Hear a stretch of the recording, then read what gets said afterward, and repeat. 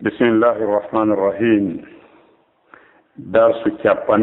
جوابون درس سابو يجيتا تبوندر كاسو سباتون يلاون سوابا هيدين سنغوليرول كابان به جيغو اجيتا تهلا دو كلامكم بماكي إذا تحققت في أحد إني أن الذين نبين قاتلهم رسول الله صلى الله عليه وسلم بين لا رحبنو في أهولك وند كبن دون أصح برسل دؤولا حق الله وأخف شركا كبن بري حيث دشرك من هؤلاء دي بيوم بجمان من فعلم أندو أن لهؤلاء وندنو وودني بيدو شركة بجمان من شبهة جبايي يريدونها بجولنا أن جبايي على ما ذكرنا إهور كونكو جانتي دو وهي أن جبايي من أعظم كجياد إكو بري مولد شبههم جبايي جمعدين فأصحي gentin tudu sam aka namde maden tudu namde maden cela veut dire gento li jawabiha wonande jaba buye kanyum jibayon wahiya no on question tahmo be addata taw annahum no kanyum shirkabe ben yaquluna be wi'ay innal ladina naben nazala fihim alquran den be qur'an jippino e mum dum ko abu zahalen e ko nande mabbe la yashhaduna ben seedano ki alla ilaha illa allah wonde ala rewetedo ko ina allah wa yukadzibuna ar-rasula hibe fennane la don wa yunkiruna al-ba'th hibe yedda ummital baaw immitagol baaw mayde wa yukadzibuna al-qur'an hibe fenna al-qur'ana ويجعلونه حبوان القرآن سيرا ونكندرمو ونحن نمنل نشهد مدن سيدي ألا إله إلا الله وند على ربتي كوينا الله وأن محمد رسول الله مدن سيدي وند محمد كون لا الله ونصدق مدن غوغني القرآن ونؤمن بالبعث مدن غومبني امتغول باو مايده ونصلي مدن جولا ونصوم دن هورا امينو فكيف تجعلوننا كهن وإنتم منن مثل أولئك صفة بسير كينو بسيداك على رأيته كوينا الله بجولة بهورة فالجواب جاب قلبين أولو كيسيون أين ده أنه نكون لا خلاف لر الأله بين العلماء حق كرم كوب بين كلهم كلمة هاي جوتي مقبلون داك أن الرجل وند غوركو إذا صدق في أغون جني رسول الله نلاد الله صلى الله عليه وسلم في شيء أغون جني نلاد إهود وكذبه أفنم في شيء آخر في شيء إهود غو lurral ala hakkune karama koɓɓe annahu wonde o waɗɗo ɗum fenninelaɗo hellaɗa o gonginimo hellaɗa oɗo kafirun ko o kefeero lam yadhul oɗo naatali fil islami kadi islamu hayso o juuli wa kadhalika konani kadi ida amana si on tigi gomɗini bi ba'dil qur'ani yoga e al qur'ana wa jahada o yeddi ba'dahu yoga e mum kaman aqarra wana on irritiiɗo bit tawhidi gootan ka ko allah tawhidi on wa jahada o yeddi ujuba salati waɗɗagol julde aw aqarra ma o irriti bit tawhidi wa salati e julde wa jahada o yeddi azzakata zakka aw aqarra ma o irriti bi hada kullihi ɗum ɗo fof o jaɓi wa jahada o yeddi as-sawma korka aw aqarra ma o irriti bi hada kullihi ma ko wowlaɗo fof o jaɓi wa jahada al hajja o yedde waɗɗagol hajji o ɗum ɗo fof hare on digo kefeero walamma lam yanqa'id kan qad walamma lam yanqad tumani tawno ɗo woraali jaɓaali unaasu yimɓe go'o fi zamani nabiyi e zamane annabajo sallallahu alih w sallam tumani tawnooɓe ɗo woraali lil hajji wonande hajju towde tawnooɓe jaɓaali hajju anzala allahu fi haqqihim allah jippini fi maɓɓe walillahi ala nnasi hijjul bayt ko allah woni ko fawi yimɓe ɓen hajjoygol ka suudu man istataa ilayhi sabilan wonande on taaƙanaaɗo e mum laawol wa man kafara kala yebduɗo fa inna allaha allah ganiyum ko yondiniiɗo anil alami tagore nden wa man agarra bi hada kullihi on mo irriti ɗum ɗo fof wa jahada o yeddi alba'sa ummital kafara harewoɗo kadi heferɓi bil ijma e pottar karama koɓɓen wa halla damuhu kala on mo hoolaki daragol dargal ƴiiƴam makko kan dañike wa maaluhu jawdi makko no dagi e jatte kama qala wono dawiri jalla jalalu mawni mangura makko inna alladina no ɓen yakfuruna billahi hiɓe yedda allah wa rusulihi e nelaaɗo makko ɓen inna alladina no ɓen yakfuruna yeddayɓe billahi allah wa rusulihi e nelaaɗo maɓɓe nelaaɓe makko ɓen wa yuriduna hiɓe faala an yufarriqu ɓe nde mattini diiniri nde jogiɗen ɗo hinde falji ɗo nokku ka tawi kanko o waɗaali yuriduna wa yuriduna an yufarriqu bayna allah wa rusulihi imo diwi ɗum ɗon a waɗa e toɓɓere ɗon naɓa winda e sera nokkugol ngol ɗo konngol waɗa ɗon wa yuriduna an yufarriqu bayna allah wa rusulihi hiɓe faala sendugol hakkunde allah e nelaaɓe makko ɓen wa yaquluna ɓe wiya nu'minu men gomɗini bi ba'din yoga wa nakfuru men yeddi meɗen gomɗina nu'minu meɗen gomɗina bi ba'din yoga wa nakfuru men yedda bi ba'din yoga wa yuriduna ɓe faala an yattahidu nde ɓe jogitoto bayna dhalika hakkondirum ɗo sabilan lawol ulaika no ɓeeɗo humul kafiruna ko ɓe woni heferaɓe haqqan o goonga wa atadina min marani lil kafirina no nde heferaɓe adaba lette muhinan hoynede ɓe kanama ko men maaki fa ida kana allahu silatiji allah kadi gomɓi sorraha allah laɓɓini fi kitabihi ka deftere makko anna man amana wonde no on gomɓinɗo bi ba'din yoga wa kafara o yeddi bi ba'din yoga fa huwa alkafiru ko o non woni kefere on tigi wa annahu no kanko yastahiqu himo foddi ma dukira konko janta immode lette si ɗum ɗon an andi ɗum zalat haray iwi hadihi subhat oɗo jiɓaye wa hadihi on jiɓaye hiya allati ko ɗum woni zakaraha mo janti ba'du yoga ahalil ihsa'i yoga e yimɓe ihsa'i ɗum ko hella yaman o janti fi kitabihi e nder lettere makko ma deftere makko alladi on ursila ilayna on lettere mo o nelno faade e men ɗum ko kanko mouhammadou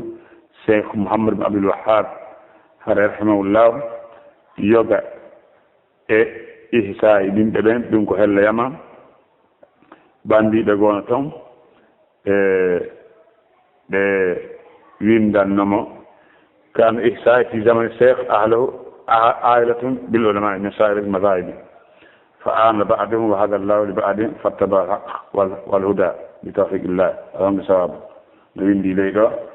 wonde ɗeɗo haade ko yimɓe karmakoɓe ne toon immo dendaga mazhabuji ɗin yoga e maɓɓe sali yoga e maɓɓe allah fewni e gonga jokki won kay alhamdu sawaba donc hara yiddoto en ɗo karama komin maaki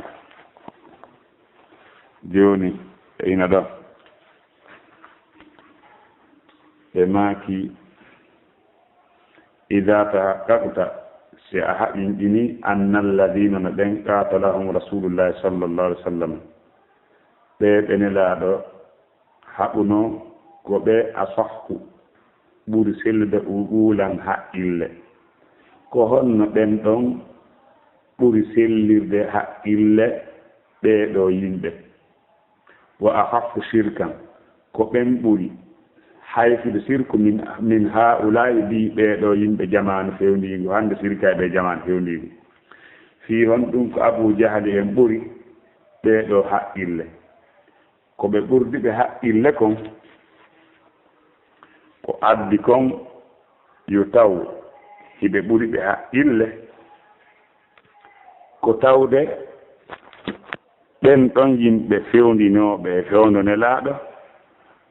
ko yimɓe ɓattinaaɓe Allah ɓe woni e rewde fiyo ɗin ɓattinɓe ka Allah yimɓe ɓattinaaɓe Allah wono annabaaɓe e malaykaaɓe waliyaaɓe amma noon ɓeeɗo yimɓe wonnooɓe e jamaani kañum Cheikh Mouhamadou bin Abdoul Wahhab ɓe laatino hiɓe rewayno yimɓe ɓe nodda yimɓe ɓe tawata hara ko yimɓe bonɓe bandiiji moolanaaɗi ndureeji tambanayɗi yimɓe bandiiɓe moolanaaɓe jinayɓe jattarewɓe yimɓe ko ɓen ɓe wonnoo wiide ko waliyaaɓe ko ɓen ɓe wonnoo ɓattinde rewde ɓe ɓado Allah a anndi Abu Jahli en no ɓuri ɓeeɗo haqqille amma ko honto ɓe ɓuri hayfude sirku ko honto ɓe Abu Jahali wonnooɓe fe jamannelaaɗo ko honno ɓen ɗon ɓurɗi yimɓe wonno ɓen e fewno jamanu Cheikh Mouhamadou Abdoul Wahhab haa e jamanu men ko honno ɓen ton ɓurɗi ɓeeɗo hayfugol sirku ko tawde ɓen wonnooɓe e fewndo nelaaɗo sirku maɓɓe on ko saanga newi tun amma saanga satti ɓe laɓɓinanay Allah to ɗon amma noon ɓen wonɓe ila jamanu Cheikh Mouhamadou Abdoul Wahhab haa jamanu men enen sirkay ɓen sirku maɓɓe on ko duumi ɗum e neweende e sattende balɓe satti ɓe sirku maɓɓe no luggi no ɗuuɗi fewno sattende ɓuri saanga neweende toon faamike feƴƴen kadi kala ko men ɓe maaki faalam anndu anna li haulai no wodana ɓeeɗo sibhatun jiɓayi yuridunaha hiɓe julina ɗum ala ma dakarna e hoore konko jantiɗen wa hiya no on jiɓayi wonɗo arde ɗo min a'zami ko jeeya ɗum e ko ɓuri mawnude subahihim jiɓayiji maɓɓe fa afhi tuɗu gentin sam aka namɗe maɗen li jawabi ha wonande jaababuye mum fiya waw jaabaɓe ɓen wa hiya no kamñum sirkaɓe ɓen annahum wa hiya no kañum on ɗon jiɓayi annahum no kañum sirkaɓe ɓen yaquluna hiɓe wi'a inna alladina no ɓen nazala fihimul qur'anu ɗen ɓe qur'anu jippino e mu'um Abu Jahl e groupe mum la yashhaduna ɓe seedaki an la ilaha illa llah wonde reweteɗo ala si wona Allah hiɓe wiya a ja'ala al alihata ilahan wahidan ɓe jaɓali ko Allah so rewete wa yukadibuna arrasula hiɓe fenna nelaɗo ɓawde ɓe gonginnomo aɗo annabako makko hiɓe wiya wonde in hada illa buhtan ɓe fenna qur'an wa yunkiruna al ba'sa hiɓe yedda ummital ɓe inna ida mitna wa kunna turaba wa ida inna almabusuna wa yukadibuna al qur'an hiɓe fenna al qur'ana wa yaj'alunahu hiɓe waɗan sihiran ndurew ɓe inna in hada illa sihirun yusar in hada illa asatul awwalina ɓe wowla ɗum wona hanna menelle nashhadu meɗen seedi koko na wole ɗo ko konngol kañum o neɗɗo sirko woni wolude sirka ɗen woni wolude ɗi konnguli ɗo wona hanna menen nashhadu meɗen seedi an la ilaha wonde allah rewte illa llahu koyna Allah wa anna muhammadan no muhammadu rasulullahi ko nelaɗo Allah wono saddiqu bil qur'an menen meɗen gomgini al qur'an wa nu'minu bil ba'th meɗen gomgini ummitagol ɓawo mayde wono salli meɗen juula waɓutuji ɗi wona sumo meɗen hoora fa kayfa taj'alunana ko honno waɗirton men menen misla ulaika sifa ɓen ɓe jawatara ɓe waɗa noon karama ko men ɓe maaki komɓe mi faandi ɗo ko Mouhammadou bun Salih Samin ɓe maaki oɗo jumla hino ɓangina e muɗum walle fiiɗo on rahimahullahu jiɓaye ɓurɗo mawnude e nder jiɓayeji maɓɓe ɗin o jaabo kadi ɓawde o ɓangini o jaabo karama ko men ɓe maaki wonde si a haqqinɗinino sirkayɓe ɓen e haadi nelaɗo alayhi salatu wassalam ko ɓen ɓuri sellude haqqille ko ɓen ɓuri hayfude sirku biɓeɗo yimɓe hande anduno kamɓe hiɓe jolina jiɓaye go'o kadi nokku kaɓe wiyata no sirkaɓe ɓe e jamanu nelaaɗo ɓe seedaki wonde ala reweteɗe ko ina Muhammad ko nelaaɗo Allah ɓe gomɗina ummitagol ɓaawa mayde ɓe gomɗina hasiboyde hiɓe fenna alqur'an menen ɗulle ko faanda menen on ɗon ko ɓen sirkaɓe e zamanu kañum seyhujo on hiɓe wiya menen meɗen seedi ala reweteɗe ko ina Allah Muhammad ko nelaaɗo Allah meɗen gogini alqur'ana meɗen gogini immitagol ɓaawa mayde meɗen ñiiɓa e julde meɗen itta zakka meɗen hoora suumayi ko honno waɗirton men sifa maɓɓe ɗum ɗo ko jiɓaye mawno ɗo karama ko men ɓe maaki fal jawabu jababu ye on annahu no koni la khilafa lurral ala baynal ulama e hakkunde karama koɓɓen kullin kala maɓɓe anna rajula no gorko ida saddaga rasulullahi sallallahu alih w sallam ida saddaga rasulullahi so o goongini nelaaɗo Allah on fi shayin e hunde wa kaddabahu o fenni nelaaɗo fi shayin e hunde annahu no kanko kafirun ko keefeero lam yadkhul fi lislami o naataali kanko nder l'islam wa kadalika wono nen ida amana si o gomɗini bi ba'di l-qur'ani yoga e alqur'ani wa jahada o yeddi ba'dahu yoga e mum kaman aqarra bitawhidi wana on irtiɗo tawhidi wa jahada o yeddi wujuba salati waɗɗagol julde aw aqarra bitawhidi ma o irti tawhidi wa salati e julde wa jahada o yeddi wujuba zakati waɗɗagol zakka aw aqarra bi hada kullihi ma o janti ɗum ɗo fof wa jahada sawma o yeddi waɗɗagol korka aw aqarra bi hada kullihi ma o ɗirti ɗum ɗo fof wa jahada al hajja o yeddi hajji on karama ko men maaki walamma lam yanqad tumane tawno ɗowraali yani jaɓaali unasu yimɓe goo fi zamani nabi e zamane annabaje on sallallahu sallam tuma tawno ɓe ɗowraali lil hajji hajjigol anzala llahu fi haqqihim allah jippini fi haqqe maɓɓe walillahi ala nnasi hijjul bayti man istataa ilayhi sabilan wa man kafara fa inna allaha ganiyun anil alamin donc tumone taw noon ɗum ɗo ɓeɗo jaɓaali allah jettina ɗum ɗo donc hare karama ko men no maaki ɗo wonde no karamakoɓe ɓen ɓe fottani e hoore heeferɗugol on yedduɗo yoga e ko nelaaɗo addi kon karamakoɓe ɓen no fottani wonde on ɗon ko keefeero few woni kala on innal ulama ajma'u ala anna man kafara bi ba'di ma jaa bihi rasulu sallallahu alaihi wasallam wa kadzaba bihi fa huwa kafirun fa huwa kaman kadzaba bil jami' wa kafara bihi wa man kafara bi nabiyyin min al anbiya fa huwa kaman kafara bi jami' al anbiya karama ko men be maaki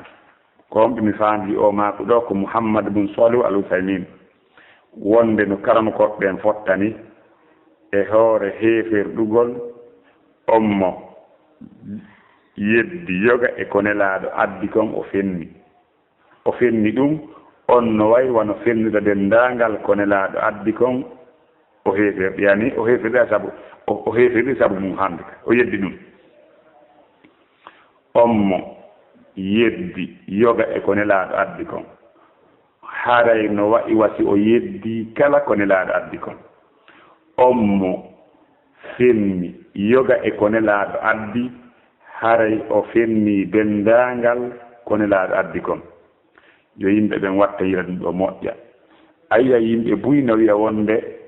buumagol alaaka qur'an ma l'islamu jaɓa ma l'islamu haala fi sunningol ko nandi e ɗum buyin a yeyno wiya wo alaka qur'an ɓe yedda few ɓe yedda fes ma ɓe inna waare jeya accugol waare jeyaka e diina min mbiɗa wasiyoma yo musidɓe julɗo kalaɓal ngolma si tawi allah okkalima imanu ko akkinayma waare a heɓaali on imanu ɗon jogo ɗon an a ala on iman ɗon taw ko ɗum ɓurma fembugol waare ma nden wona ɗon ko ɗum ɓurma moƴƴande bi fennugol wi'a waare jeyaka e diina fi on ɗum sa fendi waare ma nden ko probléme ko junubu sikki o ala ana lundike nelaɗo si a yeddi wonde waare nelaɗo ma kaaɗi acce ba e mon ɗen a yeddi on hadisi selluɗo a heferɗay fi on ɗum e koko wondi e ta'wil koko mari ta'wil koko rondeto ma'anaji buyi wawete yeddede on tigi ɗon ka heferde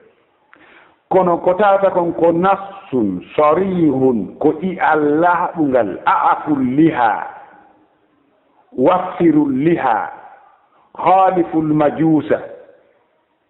wa qassu sari wa arkhu nelaɗo maki yottine yaafe ɗuɗɗine ɗum fof ari e fi waare si tawi imanu ma on hewtali accugol wota yeddu wi'a wona diina hande heɓata probléme kala fennuɗo hunde wotere nde nelaɗo addi haray o fenni dendagal ko nelaɗo addi kon wiyetake joni yo o yoɓe ko o gongini kon o accane ɗon ma o ɗumanne ko o yeddi kon hare o fenni fof